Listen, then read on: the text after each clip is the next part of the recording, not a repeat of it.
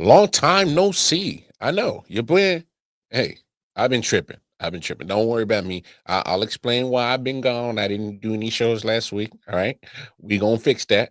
We gonna fix that. All right. It's all good. But hey, y'all know what today is. It's Monday. Well, almost Taco Tuesday, but it's Monday. All right. Monday Night Football to talk about. Okay. We're gonna talk about that. Some coaches getting the pink slip already. Yeah, we're gonna talk about that. And my favorite quarterback in the world, uh, to run the teammate over. Yeah, that's his new nickname. Anyway, all that and more. Hey, it's I.O.W Sports Show Late Night Owl Edition, episode 489. Let's go. Yeah, Silent Hill TDS, what's up? Yeah, come on. I.O.W Sports Network Late Night Edition. Let's go. Come on. We about to raise the bar. Wild card mark. Everybody grab a seat, cause you know we about to spark. Late night sports talk. Modelo Le Cigar. Man, you don't wanna start.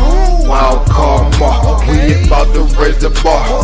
Wild card mark. Everybody grab a seat, cause you know we about to spark. Late night sports talk. Modelo Le Cigar. Man, you don't wanna start. Wild card mark. Hey. L Boogie with the hot flame, ashtray full of top names, little tree for your membrane. This the 9-hour time frame. I just snatched up a 6-pack, got my hands on a lid pack, whipping up a little batch of snacks. Yeah, man, I think I'm all set. Late night, can't sleep, go ahead and just tap in. Better grab you a cold one, and we about to get some laughs in. Wild card on the microphone, he'll hit you with a couple flurries. Y'all need to just strap in for some entertainment sports commentary. We about to raise the bar. Wild card bar. Everybody grab a seat, cause you know we about to spark. Late night sports talk. Modelo Le Cigar. Man, you don't wanna start. Wild card bar. We about to raise the bar. Wild card bar.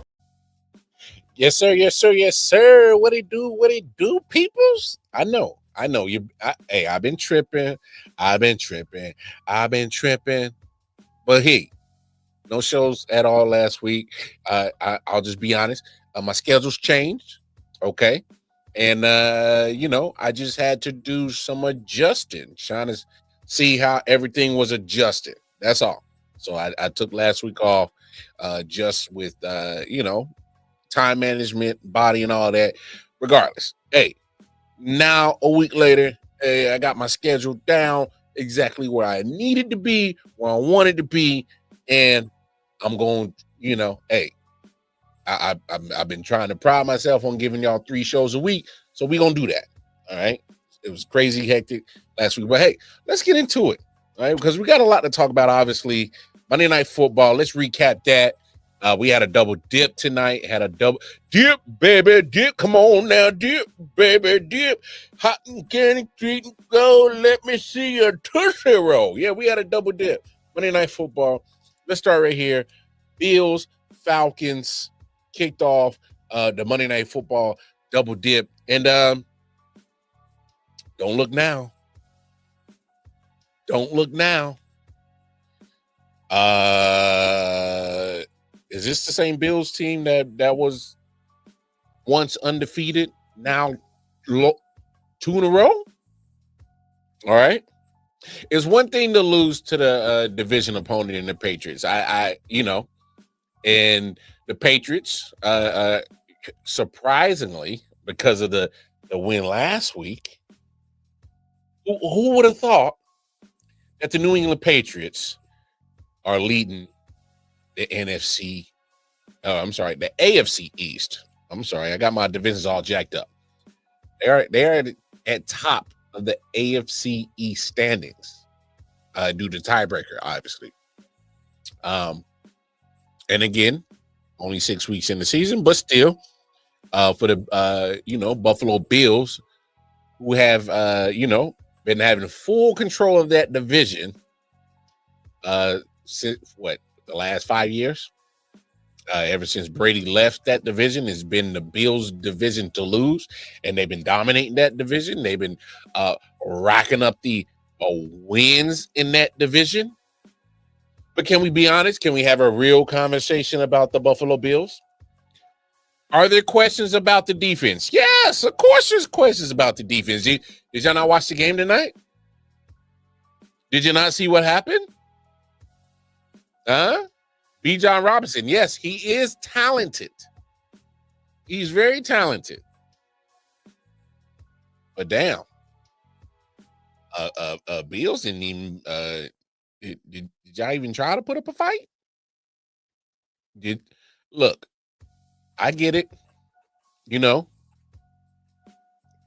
he's good. And it's Bijan. He went high in the draft for a reason. He's a franchise running back for a reason. All right, I get that. That's for damn sure. All right. As much as it's easy to go and point the fingers at the defense. 19 carries, 170 yards, and a tutty for Bijan Robinson. Special night. Special night. All right. It's easy to look at, hey, Michael Penix, almost 250 yards. A tutty. Drake London, 10 catches, 158 yards. A tutty. It's easy to nitpick at the fault of the defense. That's to me, that's low-hanging fruit. All right? That's low-hanging fruit. But I was, as I was talking earlier online, Facebook, and you know, he's been on I.O.W. content before. My man Mount Josh Moore. Shout out to Josh. Look, we got to understand. All right? We got to understand. Here's the deal. All right? As much as the defense gave up 21 points in the first half, they only gave up 3 in the second half. So the defense made their adjustments. I know it's low-hanging fruit to say, hey, man, you let Bijan Robinson have a hell of a day. You let Drake London have a career day. I understand that. But if we're looking at the context of the whole game, the defense did their job second half and gave this offense opportunities to get right. It gave this Josh Allen, the reigning, defending, undisputed NFL most valuable player, gave him his opportunities to get back in his game, him and the offense. All right? James Cook continues to play well. 17 carries, 87 yards, averaging 5.1 yards a carry. All right? Here's what I'm starting to see with the Bills. All right? Year by year, they take away other players that help. Again, Stephon Diggs, no longer there. Y'all saw his revenge tour last week with the Patriots, what he wanted to do. They went into Buffalo and wasn't scared. Came out with a dub. But my problem is that people are going to look at their defense, and yes, it's not good. But when you give your MVP quarterback opportunities after opportunities to get back in the game and he doesn't deliver, I think we need to focus more or broaden our horizon and look at the bigger picture with the Buffalo Bills right now. All right? I get it. You know, you look at the offensive weapons. Are they, jumping out the screen to you? Big names? No, not a big names. All right? It's been primarily the quote unquote Josh Allen show in Buffalo for the last couple of years. All right. I get that. But we ain't gonna poo-poo on acting like James Cook hasn't been cooking. No pun intended. That's my dad joke of the night. Whatever. He's been killing it all season. All right. James Cook has been doing phenomenal, in my opinion. I would love to have his running game in Kansas City, even though the running game in Kansas City is starting to look a little bit better. We'll talk. I'm just being honest, y'all. We just having conversations. James Cook is doing his thing, so it's not like it has to be all upon, you know, my man Josh Allen to be the guy to do it all. I don't think that's the case. All right? I don't think that's the case. Can you help him out with some, balance with the run game? It's been there. The running game's been there. All right? Get your tight ends more involved. All right? You had a great tight end in Dawson Knox. He wasn't enough. You drafted Dalton Kincaid. All right? Maybe we need to invest a little bit more in your wide receiver room. All right? Shakira, he's okay. He's cool. He does his role. All right? Curtis Samuel turned it into, I guess, almost like a traveler lately in his NFL career. Okay. But here's the deal. Yes, there needs to be help from the GM. But it's never been a problem.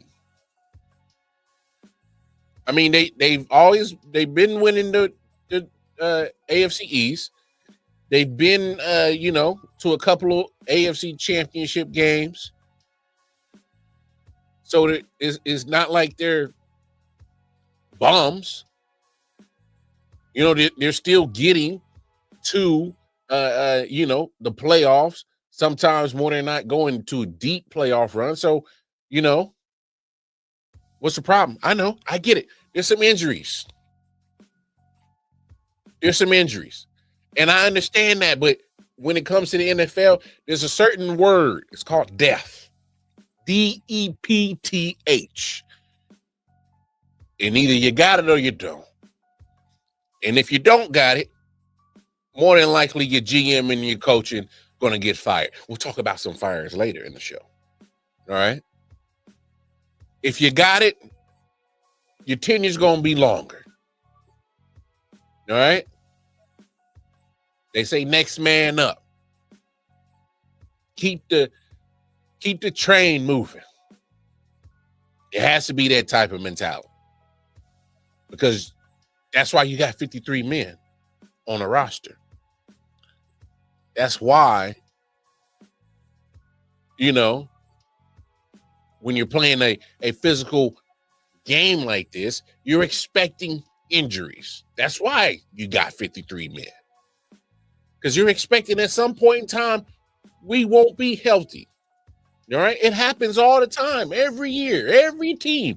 No NFL team never escapes a whole season without injuries. It just doesn't happen. All right. It's impossible to even play 17 games and have 0 injuries. That don't happen.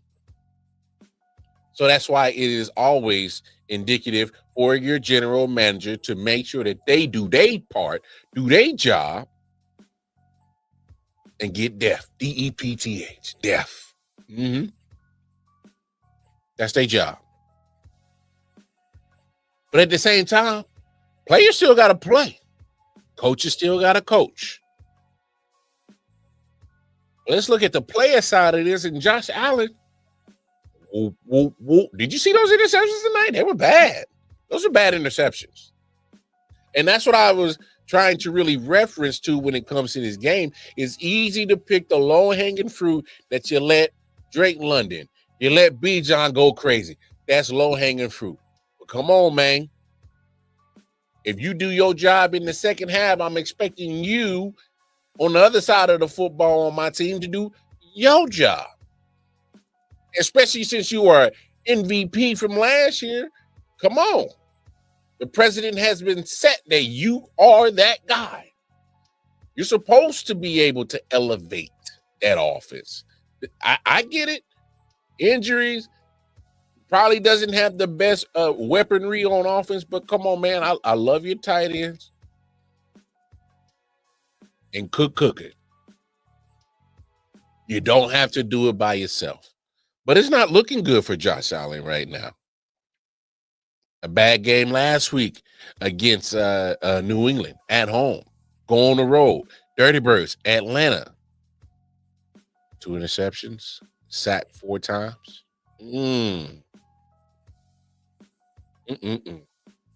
But let's not waste any more time on the losers of that game. Let's talk about the winners.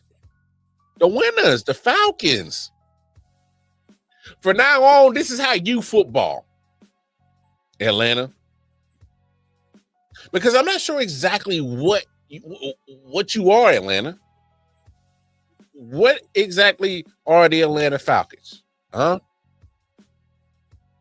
Played the Tampa Bay Buccaneers week 1 division game.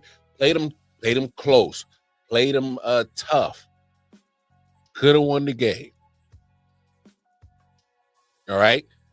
Then you go to Minnesota. You beat up J.J. McCarthy, knock him out the game, and then, you get the victory, 22-6.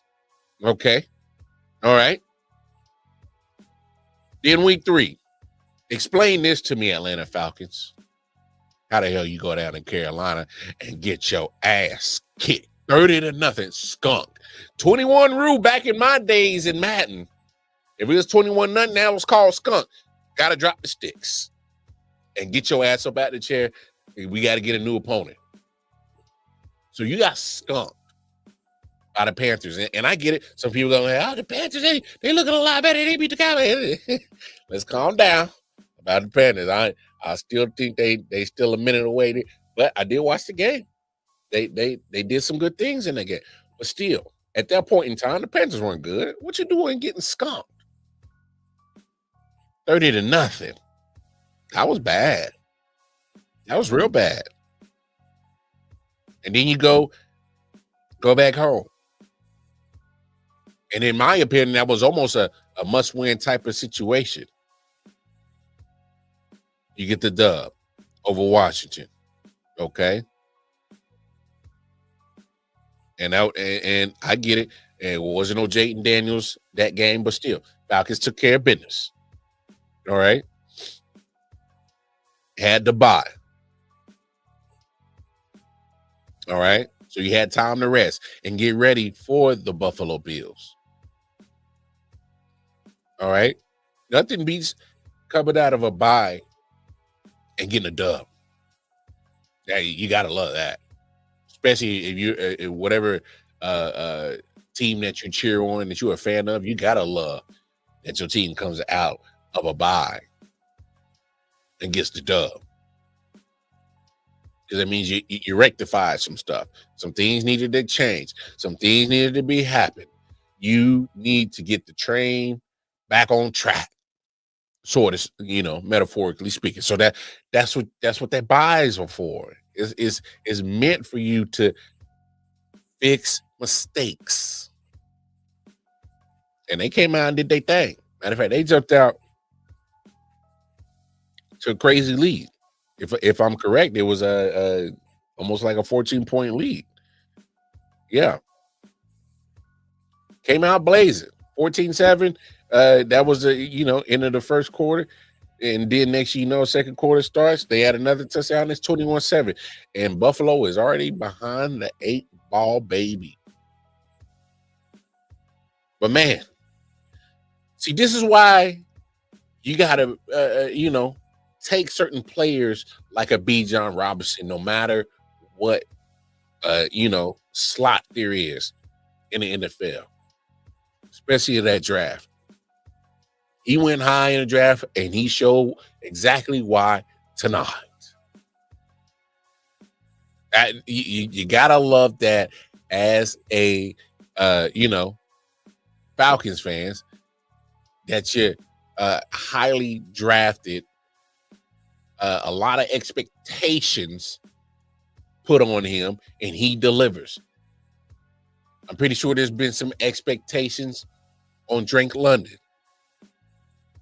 You know, kind of mixed bag reviews on how the trajectory of his career is going. He's shown flashes of some good. He's also, you know, been quiet at times. All right. And there needs to be more other players that were drafted high from Atlanta that need to get it together. Yeah. I'm talking about you, Kyle Pitts. Yeah. I'm talking about you. Hey, if you got fantasy, I've always stayed away from Kyle Pitts. All right. You got to stay away from him. I just think there's just so much untapped potential that just, you know, we keep waiting and keep waiting and keep waiting and keep waiting and keep waiting, keep waiting for Kyle Pitts to blossom. So it was actually great to see Drake London perform very well tonight. Take advantage of a, you know, not so good Bills defense. All right. He talking about James Cook was cooking. Shit. Come on. Drake London was cooking. Bijan was cooking. And Falcons took care of business. Hey, one of their biggest problems last year, was getting pressured. They took down Josh Allen 4 times tonight. And I'm just going to be honest with y'all. It ain't easy taking down big old Josh Allen. I don't know about personal experience. I'm just saying this because y'all see who I'm a fan of. We see the Buffalo Bills every year. All right? He's a big man, strong. You know, Josh Allen ain't never been easy to take down. Never. All right? Well, we just got to give credit where credit is due. The Falcons outplayed, out-hustled, out-coached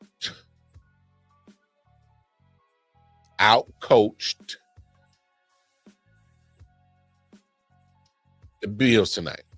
Point blank period. All right? Could have got a lot ugly if we being frank. If we being frank, could have got a lot uglier. All right. So then another, you know, Bears, Commanders, you know, the rain made the conditions a little sloppy. All right. Made it a little tough for certain players. And it showed. And it showed.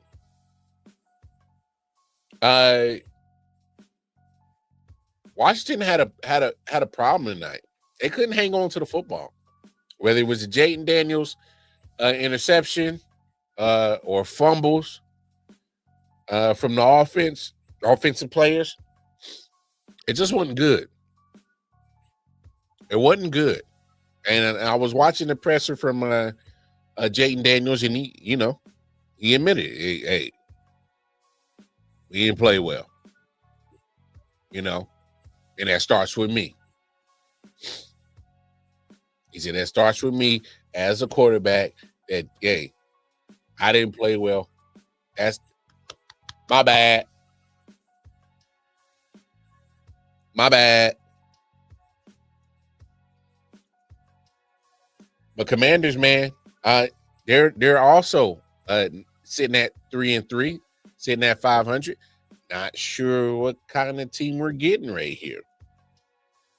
Do I see the same 12-5 team last year? No, I don't think they you know, duplicate that same thing like they did. No, I don't. Okay. But I will say that, you know, fairly accurate night for Jayden Daniels. He only missed what's that? Completed 19 passes, only missed on 7. I love it. 3 TDs. Obviously, the yardage is in there. Got to get more vertical with your attack, if anything. All right. And we also got to make sure that you, Jaden Daniels, the biggest concern I had coming into the season or coming into NFL for you was, don't take the unnecessary hits. And it already cost him a couple of games already this year, taking unnecessary hits. All right. So what? Obviously, he has 10 carries right here. Maybe from what I saw, not all of them were necessarily designed. It was just him trying to extend the play, make something happen, play a little schoolyard, backyard football, improvising. And there's nothing wrong with improvising. All right. Washington's going to be fine. We'll see how it goes for the rest of the season. But I will say this: that division, maybe it was just naive of me to think that the Eagles was just going to run away with the East. But no, I mean, I just think there's there's going to be a little bit more competition. All right. Going to be a little bit more competition. Well, let's switch it to the Bears side. Shout out to Jake Moody. The guy got cut by San Francisco. All right. Earlier this year, lands on the Packers practice squad with Atlanta. I'm sorry. I'm tripping. With Chicago.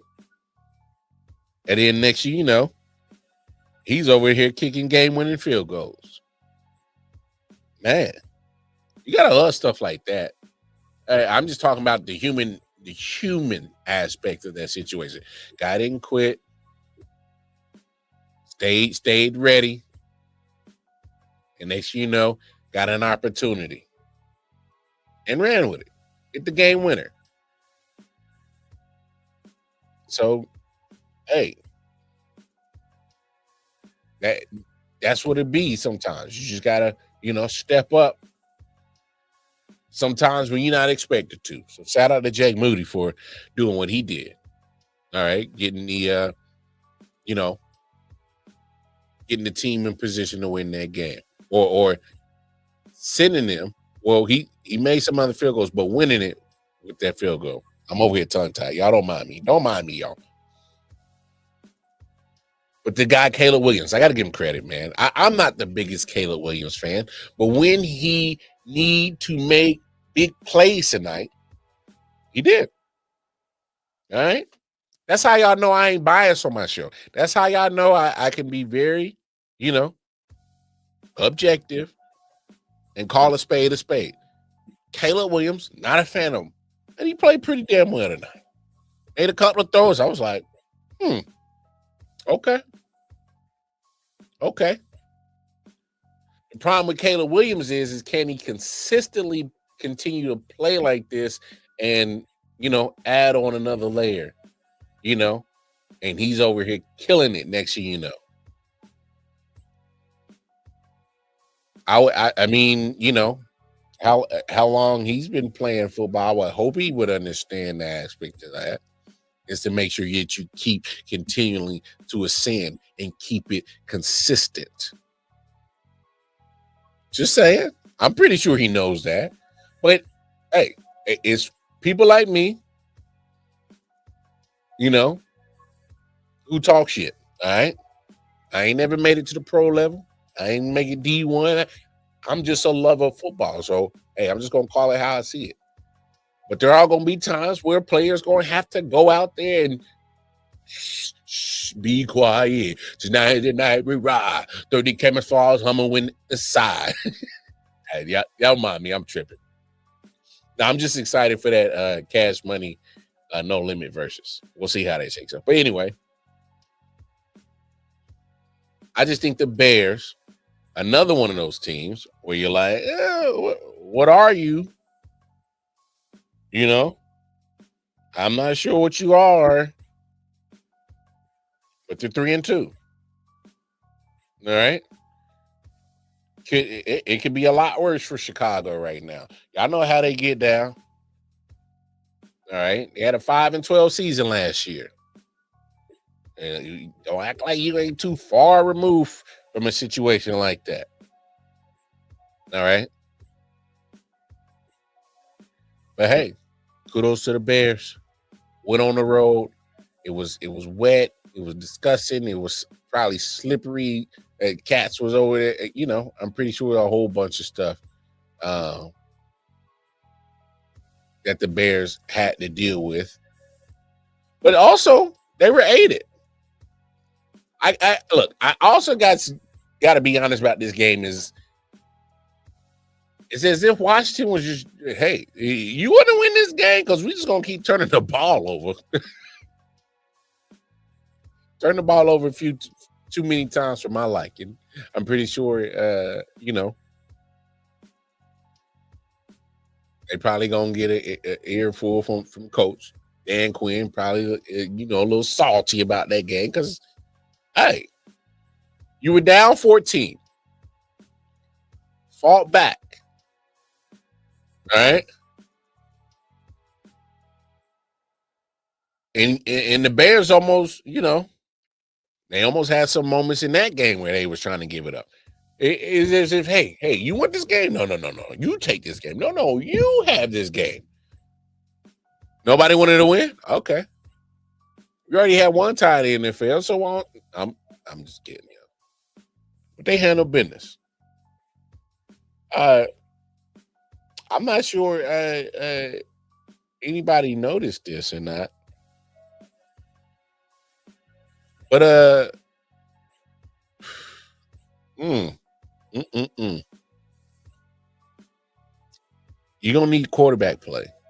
You got to, and you need your quarterbacks to be leaders. All right. Look at this clip, y'all. I know y'all already seen it. I know y'all already heard it. But we need to watch this. I think it starts with the leadership in helping articulate that for the guys, and then what we're expecting out of the guys, right? We're expecting this. Are we getting that? Are we not getting that? We have guys showing up to player-only meetings late, guys not showing up to player-only meetings. Like, there's a lot that goes into that. Do we have to make this mandatory? Do we not have to make this mandatory? So it's a lot of it's a lot of things of that nature that we got to get cleaned up, and it starts with the little things like that. Yeah. Again, I never made it to the pro level, but I've been in locker rooms. All right. I played high school ball. You know. Here's the deal. You know what? Better yet, I'm gonna let this guy do it. I'm gonna let this guy handle it. Because I think he brings a certain perspective. Oh, we over watching the news. Yeah. Hey, yeah. Oof. Instagram trick. Wow. Yeah, Instagram is wild. Once I clean that up, yeah, y'all don't want to know what's in my feed. Y'all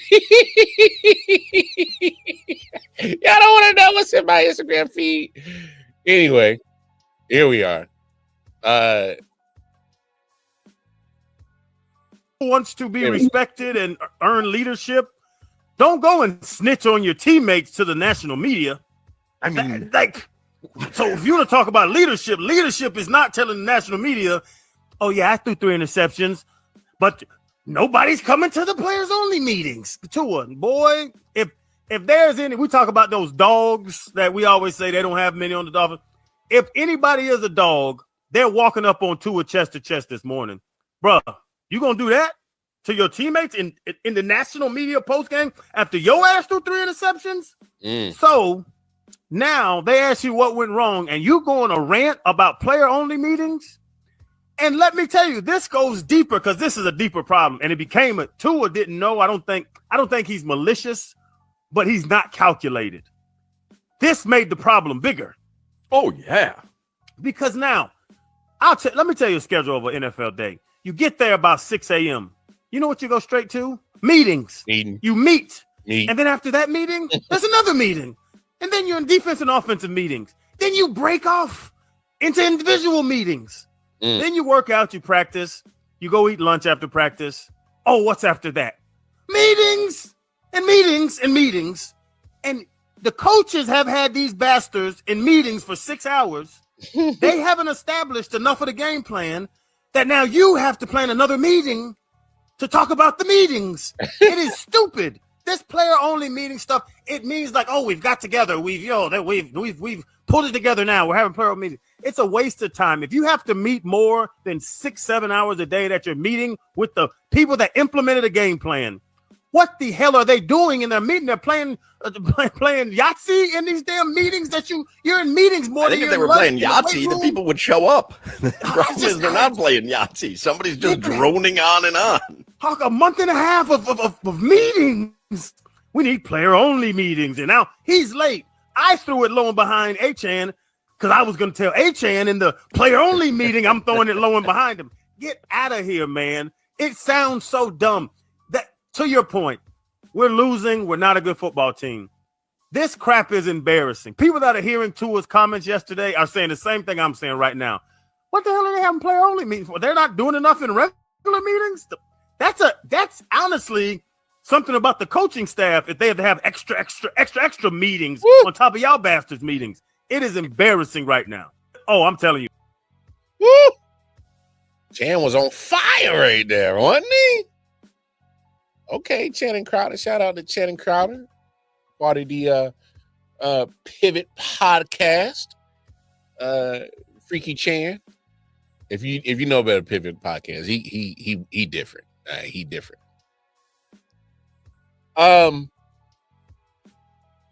As a failed college and NFL football myself, didn't make it to that level, but been in many locker rooms in football. Yeah. I never had to deal with the media, but I could understand how I feel some type of way if, he's talking about leadership and he's going out to the media and he's doing this and he's doing that. Yeah, too. That was different. Yeah. That was different. I mean, come on. I mean, we're really that? We're really doing that? I just thought that was something different. You didn't earn yourself a new nickname to run the teammate over. That's your new nickname. You have earned that right, sir. And Channing brought up some great points. And one of my biggest points that I wanted to bring up, and if you look at these games, the Chargers games, the Dolphins game, the Panthers game, even the Patriots game, those are 3 games right there where in late game situations, Tua has a chance to win it. I'm being serious, y'all. This is literally what they're 1-5. 1-5. If Tua actually plays better than what he is late game situation wise, the Dolphins be 4-2 right now. All right. They under a minute left. Let the Chargers get back into field goal range. All right. Late down the stretch against Carolina, in Carolina. Another bad, some bad decisions, bad throws. Home against the Patriots. 1 possession game. Had some bad decisions, bad throws, turnovers at the end of the game.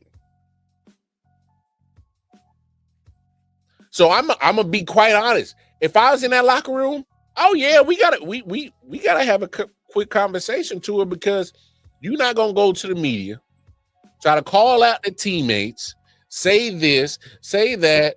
Oh, you know, that's coming to the they late or not showing up. Blah blah blah. Hey man,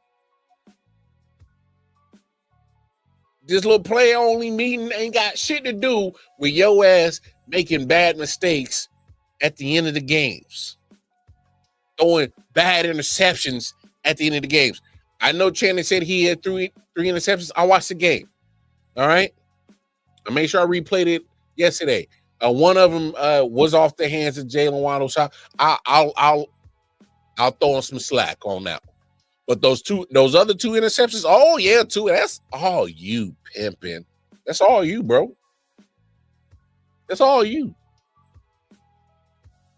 So when he talks about lack of leadership to it, you are part of that lack of leadership. Are you that so oblivious or not in tune with what's going on? Are you not reading the room properly? I don't think you are. And the reason why I say you're not reading the room is because, you know, there's a such thing as called leading by example. And the best way to lead by example in the NFL is with your play. You've been inconsistent, sir. Yeah, you got 11 touchdowns, but damn it, you about to damn near pull a Jameis Winston old school Tampa Bay 30 for 30. You got 7 interceptions. Your interceptions are starting to creep up with your touchdowns, pimp.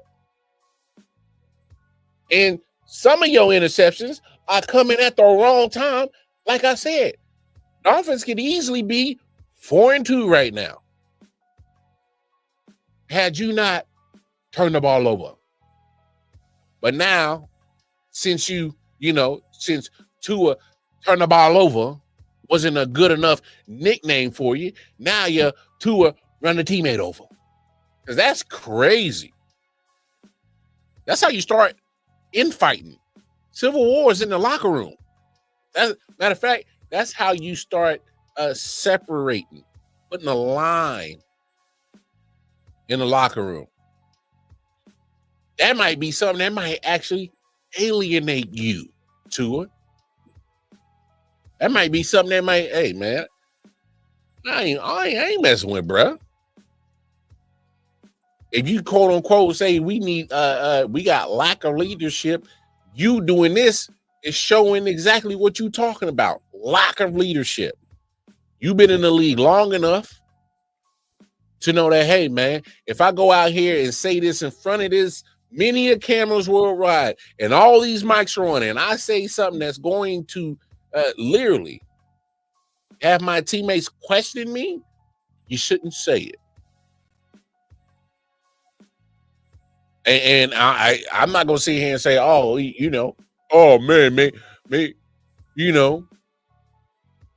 find a way to, answer it differently. No, look, end of the day, you got control in those damn pressers. You don't think your teammates is gonna be watching what you say? You as the quarterback, the self-appointed. Here's the thing: quarterbacks are self-appointed leaders. You play the most important job that's not a head coach. You play the number one important job of the players. You touch the football on every offensive play. All right. You literally can dictate the win and loss column more than anybody in the organization.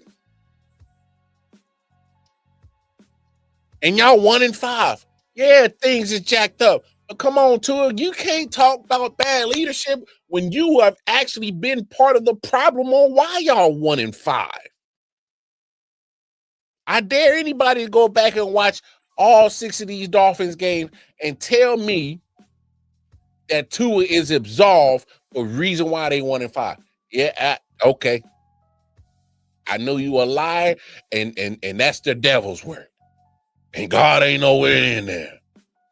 Because what we ain't gonna do is act like we blind to the fact that Tua, who's over here at the podium running cats over. Hey, teammates, matter of fact, did you get the license plate of that one? Huh? Tua. That was on the license plate. Tua. Come on, man. That was bad, Tua. That was bad optics wise. And Channing Crowder was 100% right on that situation. Hey, man, you can't be over here turning the ball over, costing us games. But the biggest part that he said, ooh, it might be a problem with the coaching.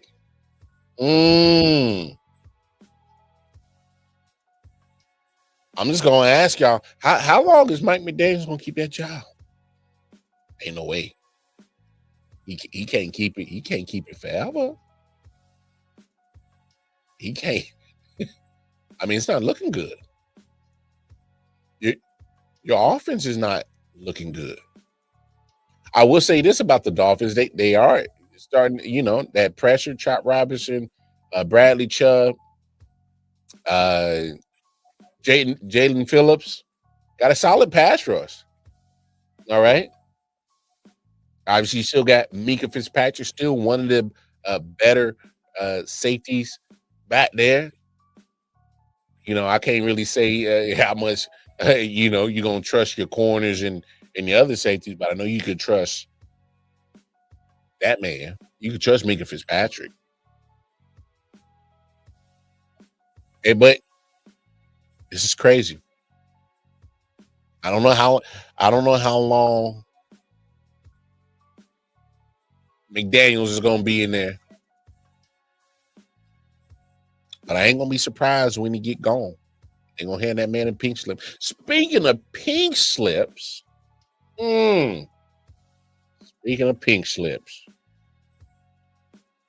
man, they ain't even wait.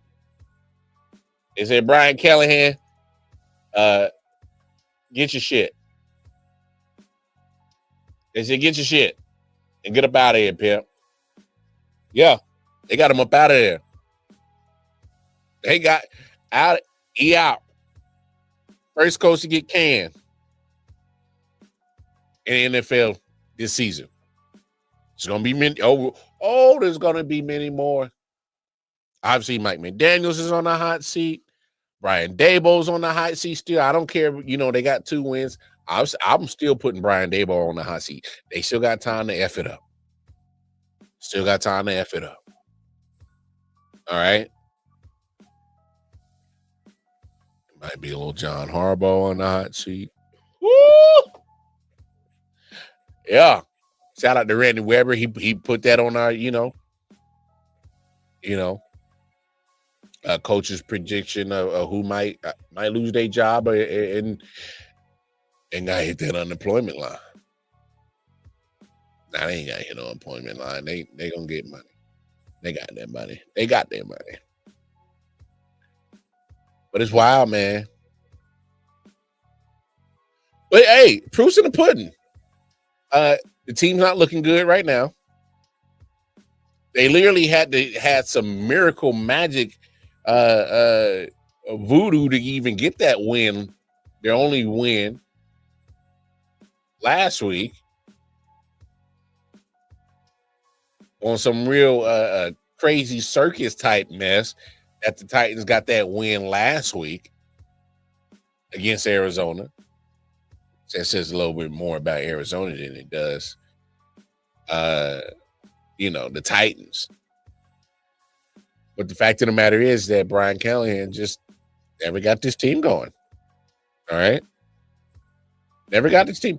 23 games as the head football coach of the Tennessee Titans. Guess his record. Just guess, y'all. If you said 4-19, you would be correct. So I understand why you do it. Hey, man, bad rookie season. Okay, we could chalk that up. Okay, we gonna get you number 1 overall pick. And we added some pieces here, some pieces there. You subtract it, and the roster is what it is. All right, it is what it is. But fact of the matter is that you went 4 for 19 as a head coach. It just wasn't good. It wasn't good enough, Brian Callahan. But it also doesn't help because the Titans lately just haven't been ran properly. They've had GMs at a revolving door. Now they're on their third coach in the last, 10, 11 years? About to be on their fourth. It's Brian Callahan. Before him, Vrabel, Ken Wisenhunt, and I think, Jeff Fisher before that? So it's kind of like, damn, man. Are y'all one of those franchises that's having a hard time to get continuity? And then that's what it's looking like. That's what it's looking like with the Titans. But I can't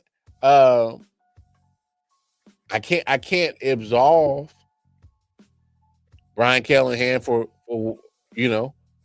that bad coaching job that he did. It was just bad. It wasn't good. You can't go 4-19 and expect to keep your job, right? He had to have seen this coming. You had to have seen it coming. It's crazy to me. Come on, man. As far as I know, won't be too many Titans fans, shedding a tear or, poo-pooing or belly aching because of Brian Callahan getting relieved of his duties. It is what it is. All right. That was on you, Pimp. I mean, I get it. The Titans haven't had the, upper echelon of roster.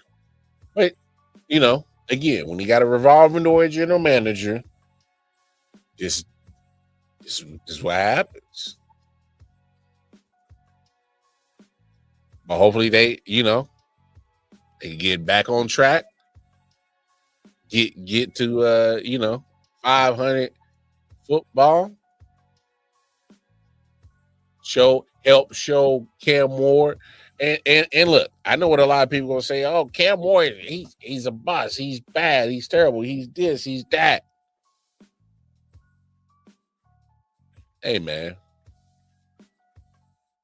Cam Ward can only play as good as he, with the weapons around him. All right, and if he's got dog shit around him, it's hard to make dog shit look pretty. I don't trust Calvin Ridley. I like Alec Umanura, the wide receiver out of Stanford. I like him. Hopefully, he can get a little bit more, chemistry with Cam. Cam Moore's in a bad spot. Not team wise, but I'm just saying, it's gonna be a minute before it looks good and starts getting good for the Titans. It's gonna be a minute. And he's been up and down. He's had some good moments, he had some bad moments. And you're looking for that rookie quarterback to, hey, be even keeled, be consistent. Be consistent. So, hey man, it is what it is. You had your fun in the sun. But if you were smart, Brian Callahan, you go coach in college. You know why? Because you get paid. No, hey, I saw it online. A guy when she saw the news of James Franklin being removed. Matter of fact, Cardell Jones, former quarterback from Ohio State. He had a quote saying on Twitter, go convince a university to give you an absurd amount of money just to let things go to the shit can and get fired and walk away with a boatload of money. That man getting paid $50 million upwards to it on a buyout is crazy. But why did James Franklin really get fired? I'm gonna really break it down for you. I know my Penn State Nittany Lions fans know what's really good. But for those who don't know, you're about to find out on why he got fired. All right. James Franklin spent the last 12 years at Penn State. All right. Last 12 years. Okay. There's been more ups than there is downs. All right. And that, hey. So with the fact that he's been there, did a phenomenal job. First of all, that's how long he's been at Penn State that people forgot that he's at Vanderbilt from 2011, 2012, and 2013. All right. Posting 6 wins, 9 wins, 9 wins respectively for those 3 years before taking that job at Penn State. All right. So debut season, he goes 7-6. 2015, 7-6. 2016, 11-3. 11-2 on 2017. 9-4. 11-2. 4-5 shortened COVID year. 7-6. 11-2. 10-3. 13-3. And so far on the season, 3-3. All right. Here's really the problem, or the main reason why he really got fired. Because we get the same old song and dance from James Franklin and the Nittany Lions every year. All right. We get it from him every year. Oh, AP preseason poll. In 2017, 6th. 18, 10th. 29, 15. 20th. This short COVID season. Preseason ranked 7. 21, 19. 22, not ranked. 23, 7. All right. AP got him ranked 7th in 23, 8th in 2024. And coming into this year, they were ranked AP poll, they were ranked 2nd.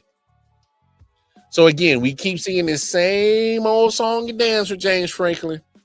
Rack up these regular season wins. Let's find our spot in the transfer portal. Trying to find players. All right. And I understand that's a lot of it ain't easy being a coach, especially on that college level. Because you got more than 53. All right. More 53. So I think that's just one of the reasons why James Franklin got hired. Because again, all these damn AP polls that got your rank, and then here comes the season, you get knocked off your pedestal. All right. It's crazy. It's crazy. It's absolutely crazy.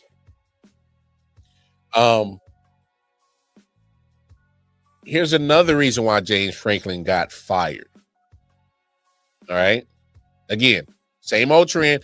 It ranked in the AP poll in the preseason, blase, but then things happen. All right. Northwestern, last team to beat James Franklin. UCLA, the team before, they got him. Oregon, they were ranked at the time, and they had a great game. Beat Penn State in Penn State on the quote unquote whiteout. Oh, dominated, and then late run from Penn State, they go in OT. Cool, but you losing to UCLA, the same UCLA that just joined the Big Ten a couple of years ago, the same one. Is that the same one? No, I can't be that UCLA. They only been in the league for a couple of blocks. Oh. Did y'all know UCLA hasn't been a good program? Did you know that they gave Deshaun Foster a year and a quarter before axing him? With Tim Skipper, who took over as the interim coach. So you losing to a team that's already fired their head coach? You losing to the interim coach? Okay, that's not a good look. That's not a good look at all. Okay. So look, well, let's just slide, losing Oregon. Cool. Wait, you lost to Northwestern, the new kids on the Big Ten block, and they 7-11 overall? Huh? Okay. That's wild. Let's look at Northwestern. The whole time while he was a coach at Penn State, this is what the team of Northwestern has been doing. I mean, they 71-70 over your tenured James Franklin. All right. 16-15 record under David Brawl. So just to kind of put it in context a little bit. I mean, it's not even close. This is pathetic. So I understand why the athletic director was like, "Yeah, man, it ain't what we thought it was gonna be. It ain't looking good." See, it was okay for James Franklin to rack up as many wins as he possibly could. What really bit him in the butt was the fact that forget the fact that we can't win the Big Ten. All right, forget that. All right. It's either Ohio State or is Michigan that's been in the way. Well, Michigan's kind of down this year, so you ain't got to worry about that. Ohio State. All right. So I think that's why, for James Franklin needs to, whenever he gets another gig, I hope he does a lot of things different from what he did at Penn State. He had X's and O's, look cool. But I'm talking about James Franklin is over here, same revolving scenario that he does every year. Ranked AP, all right? Ranked in the AP top 25. Some down the road, whether it's mid-October, or early September, and change the whole trajectory of that team. All right. Because James Franklin never wins the big games. Oh, I don't want to say never. That's pretty strong. Come on, man. You're not good against ranked opponents. James Franklin is not good as head coach against other ranked head coaches. It just baffles me how quickly I was given the certain coaches leeway when it comes to things. But it makes sense why you had to move on from James Franklin is because, damn it, you forget the fact that we always come in the AP top 25. Damn the fact that we can't get past the other big juggernauts in the Big Ten. Damn that. Is when you start losing to mediocre and below teams, that's when it will seal your fate. If I'm an athletic director, I'm looking like, damn, we losing to Northwestern? What? They supposed to be geniuses in Chicago, not football players. What the hell are we listening to losing to these bums for? I mean, come on now.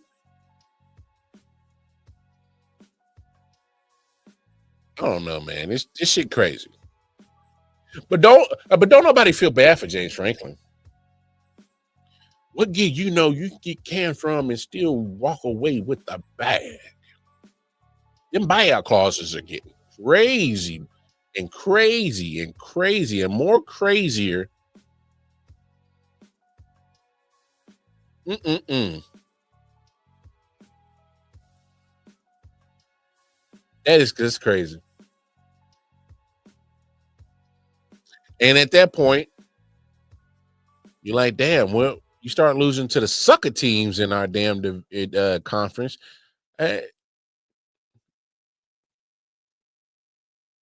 What we need you for? We'll eat that 50 million. Trust me, we'll get it back in all types of financial duties or financial obligations. Well, they'll make the money back. I just thought that was just absolutely crazy. That James Franklin really thought he was actually going to survive. And when it's just a matter of when, if. That's the only time. But hey, go ahead and join your boy Brian Callahan in that old in that unemployment line. Or don't. You got 50 million to count it all day. Now, because you got time on your hands now. Is James Franklin going to get another opportunity? Of course. He'll get another opportunity. He will. But I just, for me, I'm like, hey, man, you gotta tighten up your ship. But the ship has sailed and it sailed without you. It's crazy, man. Bobby Petrino took over in Arkansas. Their head coach gets fired. Deshaun Foster in UCLA gets fired. Brian Callahan gets fired. Old Trust and Believe. Mike McDaniels, you on clock. All right. To your last day. Brian Dable, you still got time to F it up and still get fired. It's crazy, man. But I need to become a college football coach. I really do. I just need it for, quick little come up. Quick little come up. But hey, man, I'm going to get up out of here. Y'all know what it is. In about, say, what's that? In about 22 hours. Yeah. It's going about like 18, 19 hours. We'll be back with another episode. Promise you we will be. Randy Weber's going to be in the house. Always a good time when me and him get to talking sports. So y'all know what it is. Man, I'm going to get up. Like I said, I'm going to get up out of here. Y'all do me a favor. Just do me one favor. Like, share, subscribe. If you like what you saw, hey, more than welcome. Jump in the comments and chop it up with me. You know, I love the interaction. Love the interaction. But hey, man, like I said, it's been real. We're gonna come back tomorrow. We're gonna have a good old fun day on Taco Tuesday. Until then, take care of yourself, take care of each other. Hey, I'll holler at y'all. Peace. Yeah. Silent Hill TDS, what's up? Yeah, come on. I.O.W. Sports Network, late night edition. Let's go. Come on. We about to raise the bar. Wild card mall. Everybody grab a seat, cause you know we about to spark. Late night sports talk. Modelo, cigar. Man, you don't wanna start. Wild card mall.